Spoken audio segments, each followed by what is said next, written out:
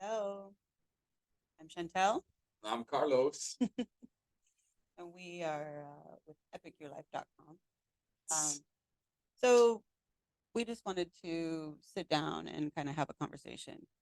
Carlos and I were talking this morning, processing through some of life and what we've been processing, and kind of having some really cool revelation on what our life is as we create extraordinary, right? Yes.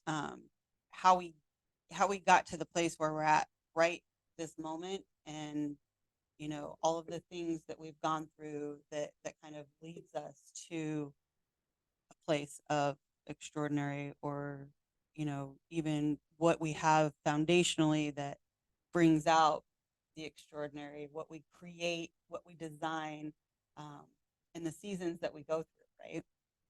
Um, yeah, Yeah. it's been a lot. There's It been a lot. has been. And we thought it'd just be best just to kind of have a conversation, just talk about what's been going on. We trying our best to keep it raw and real as well. We started having the conversation somewhat, and we're like, no, let's do it on camera, so you get to join us in the conversation as we kind of review our last year and the things we went Yeah. We haven't really done any like video or put anything out over the last few months because we've there's been a dark season. through. Yeah. There was definitely uh, a lot to kind of go through, and we say process, right? But there's a lot of healing that had to happen, um, mourning, all of those things. We released the in vitro story. Yeah. Yeah. Check it out. There's lots of stuff kind of leading up to this, and Yeah. our in vitro journey is part of that process of our last year, right? Hmm. That started in November, but even before that, we've been on this journey for 2 years. So, you were taking a look at that, babe. What did you see as you looked at the last 2 years? Oh gosh. I would say it started even 3 years ago. When we kind of exiled from California, right? Right. We moved to Georgia. Yeah. We ditched the beach and the the stuff that was going on in California for land here in Georgia, right? We Yeah. came for the land. We found our dream home. We started this ranch life with the animals and Homesteading. homesteading. Yeah, we just jumped all in, like full force. Right. We're like, let's go get some bottle fed calves. And I'm thinking we're getting two. And Carlos is like, how much for all seven? Go big or go home. We had no clue. We'd never done it before. So, Yeah. So the term go big or go home is definitely, profound when you think of Chris creating extraordinary. You're kind of forced into the bigger, the yeah, more, sure. the increase, right? Yeah. So there was that. There was some things that happened a couple of years ago, right? We had, people living with us. We had brought in somebody we love super dearly, and there was a deep wound and violation Yeah. on our family that was affected our emotions, our physical well-being, our mental state. I mean, Yeah. we had to work through a lot. That was a couple of years ago, and then Well, let's go there because I think every time that we face this, right, mhm, just like anyone else, we face the darkness, we face trauma, we face hurt, we face pain, physically, mentally, emotionally, relationally. What I know for me, and I want to ask you this, is like, what does that do to you though about what we do? Because we do, that's what we do. We invite people into our home, we build relationships, we build connections, yeah. and I know at times we second guess what we do. Like, man, is it worth it? Is it the right thing to do? Does it work? And and when you and hit what a is the cost of our peace and yeah, our family? I mean, we yeah, had to really, really evaluate that, and then we didn't even actually find out the depths of the violation until my accident, right? When yeah, I broke my collarbone. So there's like trauma upon trauma. yep, And, you know, but how do we get through it? I think really, because of what we do and the foundation that we've created, right? Well, let's even briefly talk about the trauma, because people I think can relate to those situations. I I don't know if you've been through it, but for me, I received that phone call, and it was actually from Phil, dad, Mhm. Chantel's dad, and he called and was like, "Chantel's had an accident. I'm here with her," and I was actually in Chattanooga visiting my mom. Mhm. So that's like one of the worst calls you can get, and especially because he's like, she's laying on the ground and she can't move. It's a horse accident, and I'm like, whoa, Yeah. okay. In that moment, do I panic? Do I freak out? Do I collapse? Do I cry? Do I go, okay, all right? I took a deep breath. I remember in that moment taking a deep breath and just saying, okay. And he goes, she wants to talk to you. So he literally gave Chantel the phone while she's laying on the ground. And do you remember that? Do I remember that? Yeah. I'm like, I can't move. Yeah. I literally felt like I could not move. I didn't know if something was happening to my back or, I definitely felt it in my shoulder ish. But at that point, I bailed from the horse. My horse got spooked and she headed towards a rock garden and I bailed. So I landed flat on my back. Um, you don't know what happens at that point when your body is like Yeah, in she such felt pain. shock. She knew something was wrong. Mhm. The concern was maybe a back or neck injury. Yeah. At that time, she was so much pain and hurting, she didn't know what it was. Um, and I'm like, okay, we got to call, obviously, the ambulance. Don't move her. And it was pretty amazing, actually. We live in Social Circle, Georgia, and there's a fire department right around the corner. You begin to understand the blessings of having medical help and Quick emergency response. services. That's right. Quick response Yeah, they is were in there important within 5 minutes. It was really impressive. And then they started the journey to the hospital to take her to the hospital in and Athens. in an ambulance. And I began the journey. Any of you that's ever gone through anything like this know how challenging it can be to have that drive. I'll never forget that drive. I was just praying. I was begging God to just take care of my bride. And um, and then I actually called some people. I went on Facebook Live because sometimes you don't know what to do, so you just go on Facebook, and because I knew I could talk to the masses that way to start praying, because that was all I thought about is how can I get people to pray? How can I get love and support being sent to my bride in that way through prayers and supernatural. We believe in the supernatural, so it's kind of an interesting journey. And I bring that story up because again, like you said, the trauma then released more trauma of things that were happening in our home that we weren't aware of, and so then That had yeah, had happened in the past. So then we have to process through all this at the same time, and so it does. It makes you look at what we do and go, is it worth it? yeah. Part of is the question. And so Is it the right thing to do? what did that do to you as a man? Here we have 47 acres, all of these animals, and I'm out. Yeah, well, I mean, first of all, none of that mattered on that drive to the hospital. I was just praying and believing um, that, and having everyone else pray with me, and really in tears, like just in a panic state, but trying to stay calm and drive, No, I'm not talking about crazy. after that. Yeah, I'm getting there.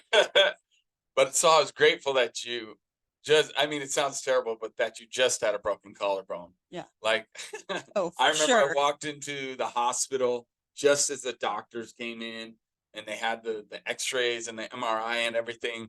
And they were like, yeah, it's just a broken clavicle. You can go home. And I was like, say what? It was the best, worst news ever, right? And that's the way I talk about that whole situation through discovering this, going through that trauma and discovery of what took place.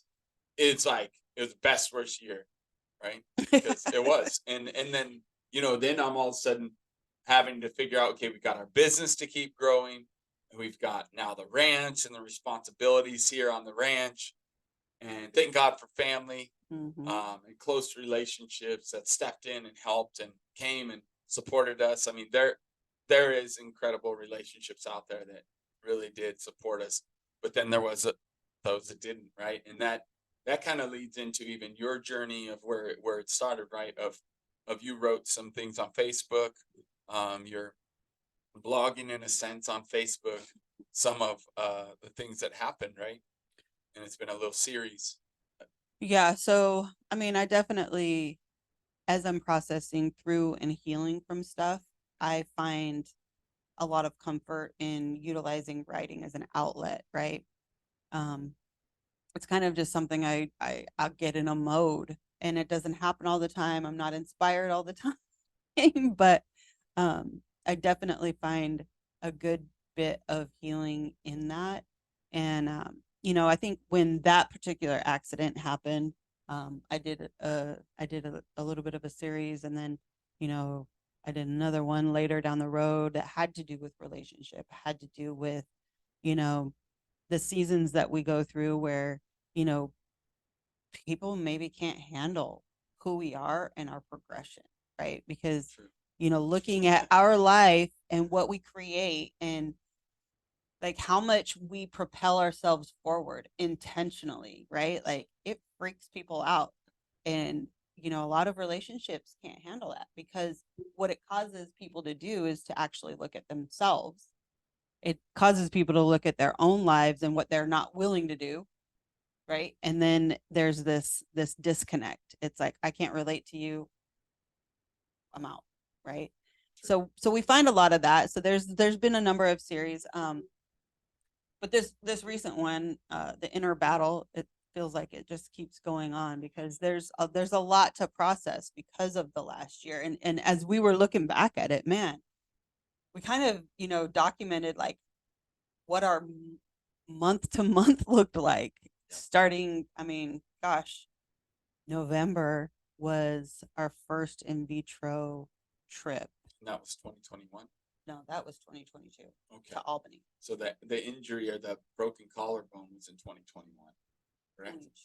22 as well. Okay. Yeah. So we're in 2023, but 2022 you had the broken collarbone. Then you healed from that. But even before that, right? Coming off of 2021, we got COVID. Oh yeah. Had a crazy COVID. I mean, we had a retreat going on. Yeah. We had a wedding that we were supposed to do. Yeah. And then following that 3-week bout that we got like the COVID pneumonia, yeah, I started losing my hair. Yeah.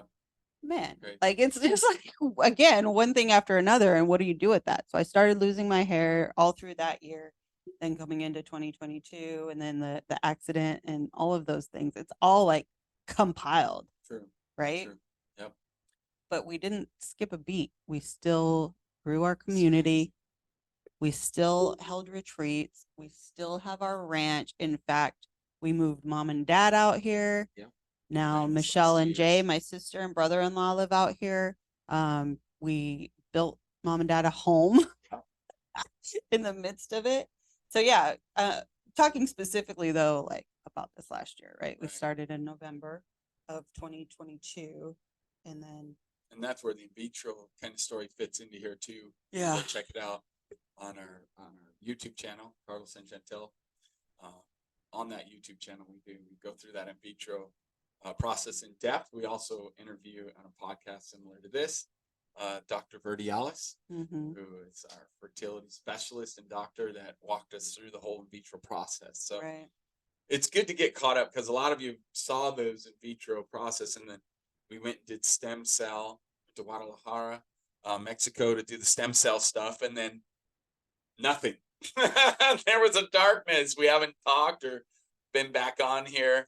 Yeah, I mean, videos in a while, some here and there, but nothing together talking about this. I made a post that revealed that we lost the embryos, and then I went dark.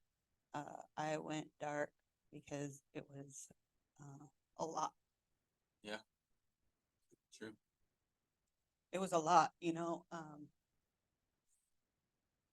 the first round of in vitro, I did kind of more minimal as far as the medications, hormones, and the hormones. Yeah. And then the second round, I went full blown, and that so the first round, when we lost the embryos, we went straight into a retreat down in Tampa. Thankfully, I had what that did was kind of just allowed me to just move straight into it. And then I didn't mourn. That's the reality. I didn't really mourn that loss. And then, we came home and immediately had mom's birthday, family reunion here on the property, and we did the stem cell stuff. And so then we rolled right into, and then I broke my leg. Meanwhile, training horses. Um, but then we rolled right into the April Syracuse in vitro Yep. deal. So that would be round two. Yeah. We were going to do round two. It was interesting because it didn't take that time. So we canceled the whole process, but we still traveled to That was New March. York. Yeah. So we still traveled there because we had everything booked. It's kind of strange, but it didn't take that time. So that was even a little disheartening. We had to process through that. Right. Again, why isn't it working? And then the stem cell came up as giving us hope to stimulate the fertility production. Dr. Verdialis is on the cutting edge, and you'll see that in our interview with Dr. Verdialis of doing the stem cell process. So then we went into third try of so May in was vitro after the stem cell stuff. May was the third round of actual in vitro, and which you broke your leg. Yep, had a broken leg while I was traveling for that. That was awesome. Yeah. Again, a horse injury. So it's kind of all tied back into what you're writing about, and facing even the darkness, facing the fear, facing the pain. Yeah, and confidence. Yep. Confidence is a big deal. And, I think that's where the Inner Battle series started, was talking about confidence and what happens when our confidence gets shot, like, to the core. Yeah. Right? Sure. What happens when you have these you choose, right? Like, by design, you put yourself in a very vulnerable position, like, i.e. the in vitro, right? You put yourself in that vulnerability, and it's like a setup, like you don't know, and then you fail. And I failed. That's the way that I felt. I felt that I had failed. I had failed Carlos. I mean, so there's a whole lot of emotions that come on top of that, right? And then Carlos having the feeling of failure too, because we waited so long. Like, there's just all of this stuff that we were processing in the midst of it. And then for May, that in vitro really rocked me to the core. And really because there was so much hormones inside of me. Yeah. Well, in that process, your body believes, because of the hormones, that you are pregnant. So you literally go through a pregnancy. You've had them implanted. That's right. But if they don't take, then your body releases them. So it's it's like a miscarriage. Yep. Right. So yeah, I went dark. We kind of went dark. Yeah. Yes. Yeah. It is amazing how again, what depression looks like and what does that mean in normal terms. We were discussing this, like, because we're so proactive, right? We're so big on designing our life and creating extraordinary, how we're always taking action at such a massive level, right? When we looked at all the action we've taken for the last 2 years and the results we've gotten in our lives and lives around us, leading by example, like, it's crazy because when I look at that, I realized, as we were discussing this morning, our default is what most people would say is progression, is being active. That's our default. That's our low spot, where we go to a place of almost not depression, but it can lead to that. But what people would consider depression is truly dark, fetal position, doing nothing, doing zero, and laying in bed, right? And it's real. It's a real thing. People go through it. It's not to minimalize it, but what our or your place that you had gone to, that was the default, is our practices, even, right? Continuing to take action, continuing to do our obligations and what we had committed to for others, right? That's what our default is, of our low place, if you would, because that's what we created as our habit, if you would, Yeah. our routine. So recognizing, right, like a really depressed suicidal state is where there's no activity, Yeah. right? And then a response to trauma, but then you're reactive. Like what Carlos is saying is we went into a mode of reactive, which is a subconscious mode, right? Where you're just operating by default. Well, what is your default? So what our default is to continue our practices, and meanwhile, we do have a community that we lead. We have, you know, when we're talking about obligations or responsibilities, there's things that we have set up on our schedule that don't stop, right? So yes, we have a team that can help us cover when we need to, That's and right. they They did. definitely supported us so well this year, and I'm Yes. so grateful for that. And then there's the obvious responsibilities. There's family who lives with you. There's animals. There's, directly after that, I'm just looking at the calendar stuff. Like we drove to Denver to pick up our son who was in a transitional time in his life, moved back home, right? So then we have, a rebranding of the grand opening of Epic Your Life, right? So we're constantly moving, but that's our default. That is our default to consistently be progressing. Yeah, for right? sure. Crazy. And then recognizing just even like moving into Hazel's school volleyball season and running the booster club and like all of these things while I was in mourning or in my state of depression gave me life. Yeah. Right? It gave me purpose in the midst of that depression. So even though I went dark on a lot of levels, I wasn't stuck in bed. I wasn't, suicidal. I wasn't, but I was definitely in mourning. So my mourning looked like, just default. Something that gets me out of bed, that gives me purpose, like, running the booster club, like taking care of my kids, massaging my son after he's done training, or you know what I mean? Like all of these things they really give you purpose, and taking care of your animals and whatnot. Yeah, it's so interesting. Like, and when we talk about, some of you have heard or seen, maybe haven't, My Epic 30, which is 30 minutes of focus time together as a family, connecting and working on our confidence, communication, and commitment to those things of our relationship. It's such a powerful procedure, but I want to bring that up because even that didn't cease. Right. Even though it was a place of potential depression, frustration, it's because it is now such an embedded thing in us. It's a subconscious activity. Like we do it as a default. And that's what's so powerful and empowering about doing things as a default that are good and progressive. How can you, it's like brushing your teeth, or it's like taking a shower, right? People don't stop brushing their teeth. Maybe, I mean, you could get to that low point. I get it. But the point is like, or you don't stop eating. And I know some do when they get to that level of depression. I get it.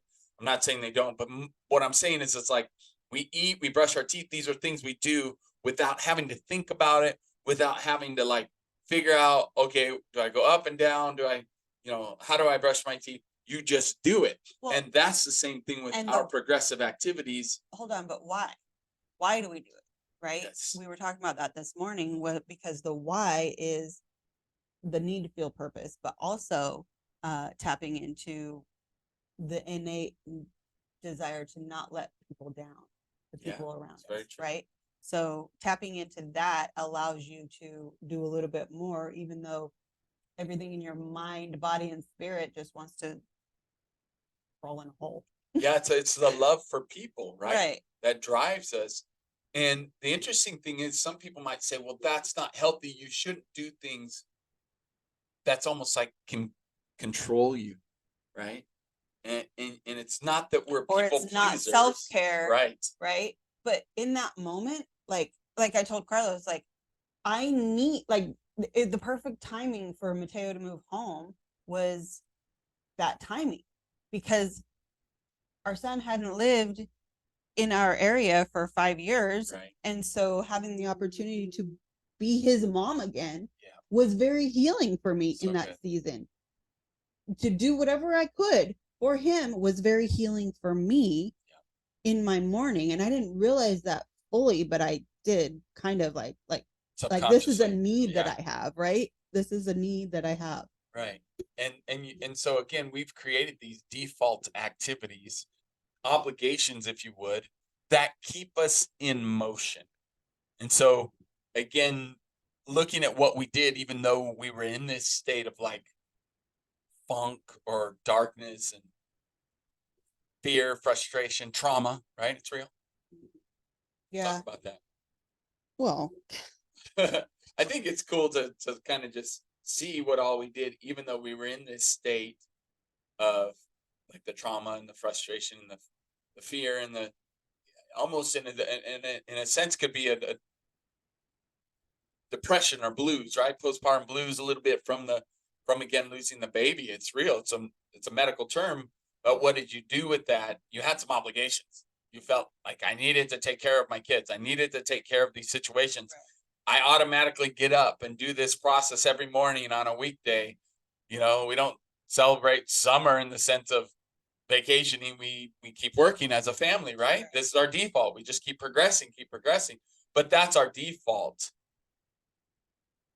yeah.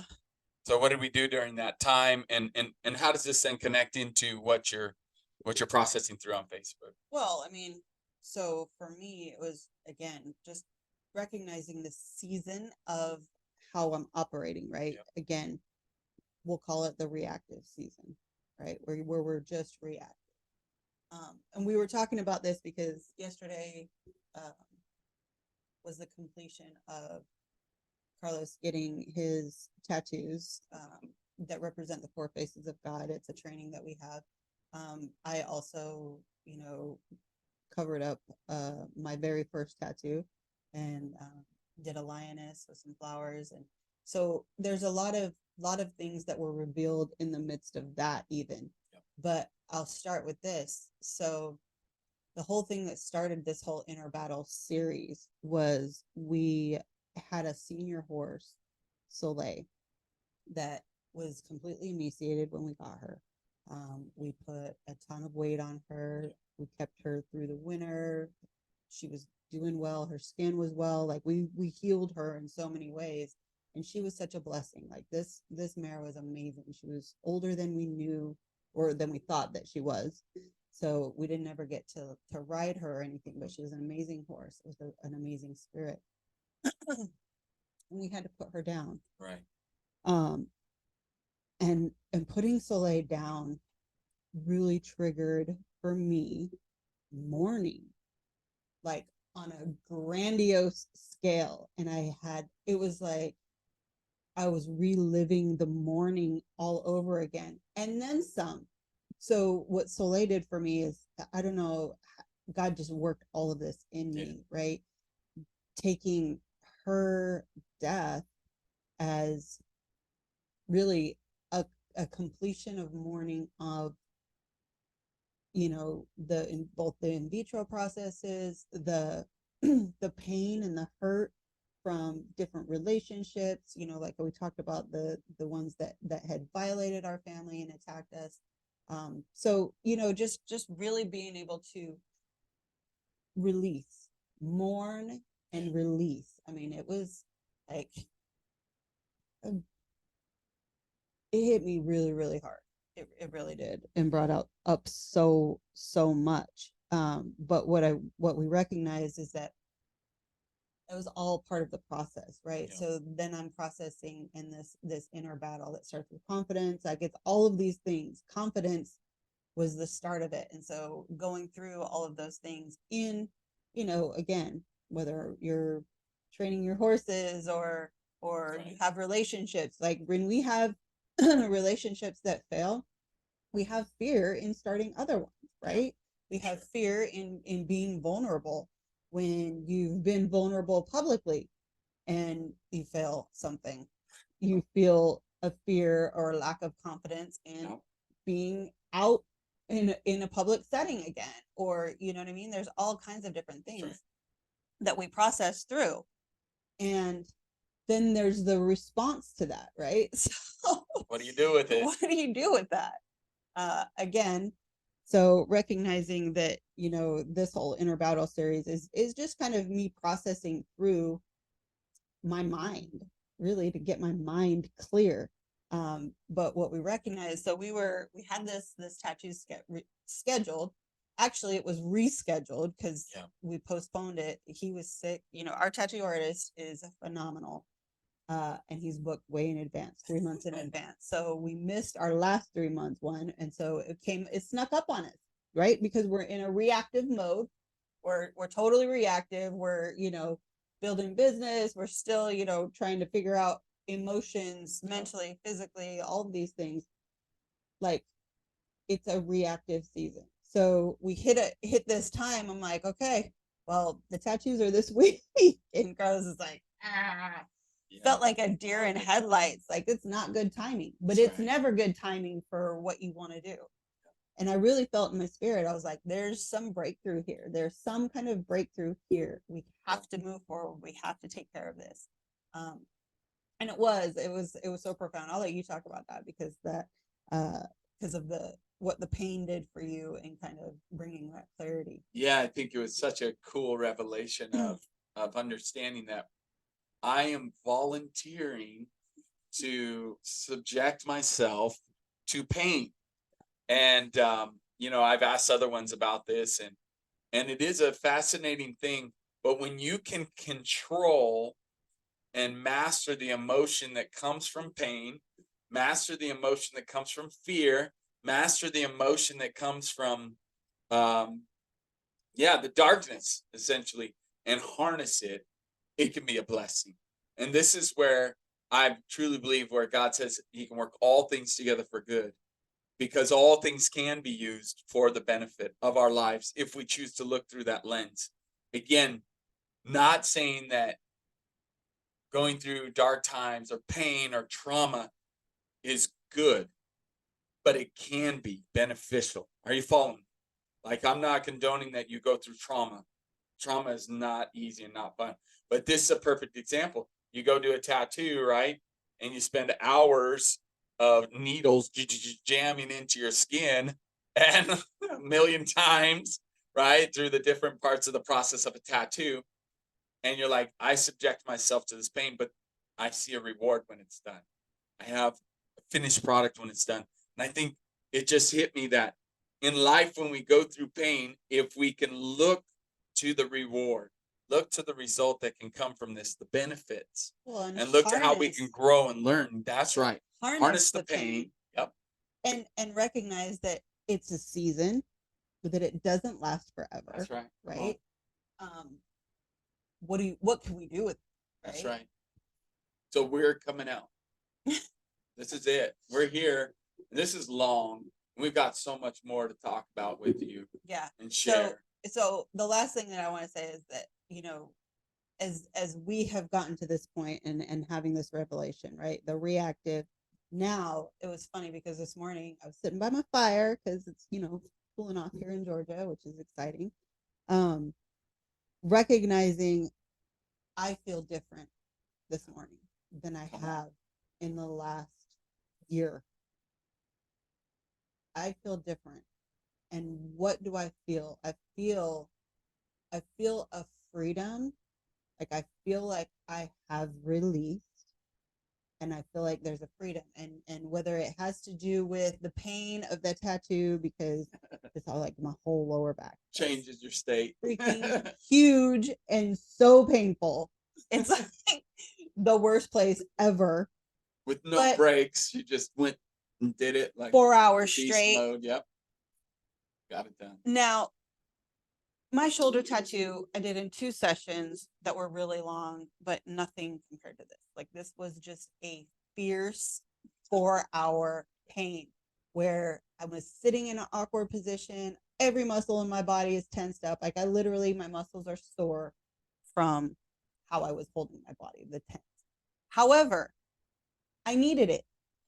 I needed to feel that kind of pain in order to release all the other pain. Woo! You know what I'm saying? Like, so we were talking about it. So what that feels like now is to move from reactive into proactive. Proactive is the conscious, right? So the reactive is the subconscious.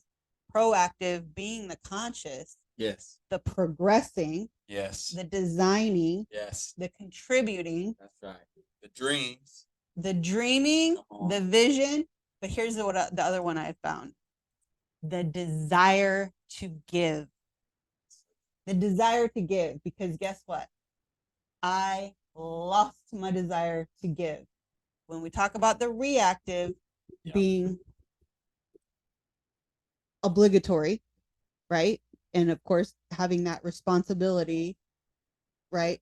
Well, no, it's the desire. You're giving. Yeah. You're True. giving because it gets you out of bed. More than the obligation. Right. Ah, So you're wow. giving because, again, you don't want to let other people down. Right. Right. You're in that season of not wanting to let other people down. But moving into the proactive is where you now have the desire to give again. So Right. that's right. Look out, world. Here we come. No, I'm serious. It's so good because it's real. Like in our dark state, we were still progressing. And that's what we want for you. We want to ask if you want to join us in this journey because it's real. Like this is part of our journey.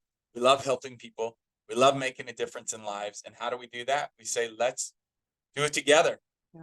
Do it with us. This is what works for us. We, in a reactive state, we're still progressing. And now we're moving back into the progressive state where it's no longer going to be about reacting. It's proactive instead of reactive. And there's 3 states in life as we see. There's the proactive, the reactive, and no active.